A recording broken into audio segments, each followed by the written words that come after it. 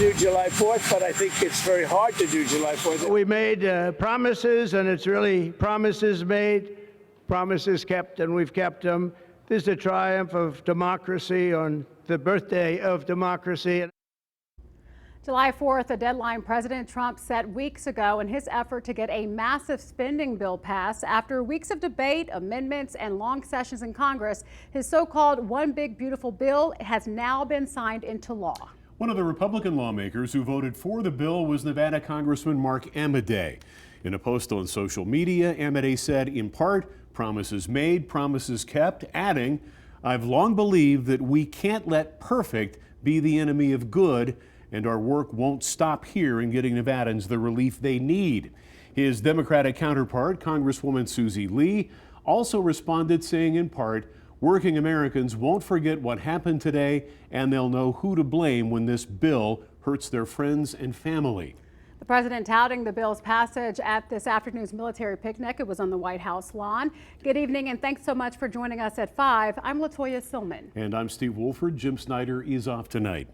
Lawmakers met the president's legislative deadline of July 4th, but what does this mean for Nevadans? Well, for that, with more answers, we turn now to News 3's Will Silverstein. Will? Well, when we think about just how this passed, we look at 51-50 in the Senate, the vice president being the tie-breaking vote, 218, 214, 2 votes to spare in the House. Very tight, and there's no better state or city probably for that than here. 3 Democratic Congress members in Las Vegas, the state's presidency going to Donald Trump. So very tight things going both ways. Now let's jump into that legislation like we were talking about there, Latoya.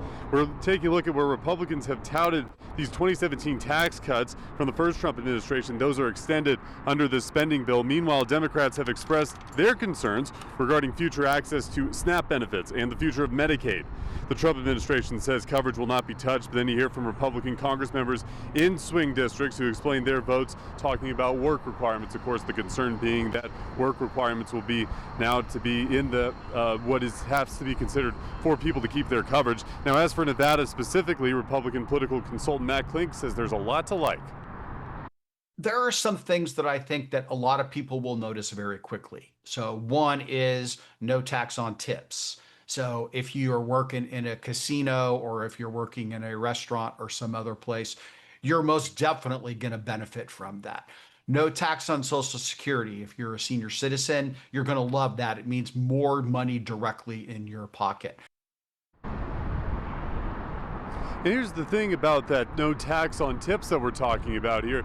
2 interesting points here to note. The first of which is that it depends on what your occupation is. That hasn't been necessarily decided. So maybe if you're me, if you're listening to me, if I'm getting tips, I don't know if our news organization would support that. That might not be counted by the IRS. The IRS makes those ultimate determinations about people's jobs and what qualifies for tipping and what doesn't. The second part is that this is only a 3-year deal. So kind of like these 2017 tax cuts that we saw extended until this year, which required this additional extension going forward.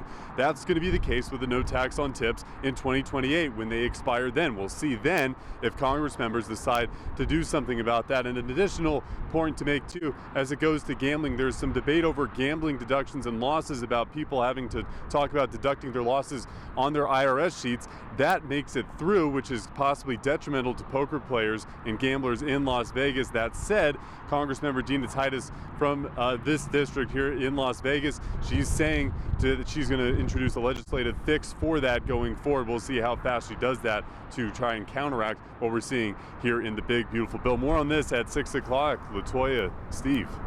All right, thanks so much, Will, with all the latest on that. We'll see you at 6.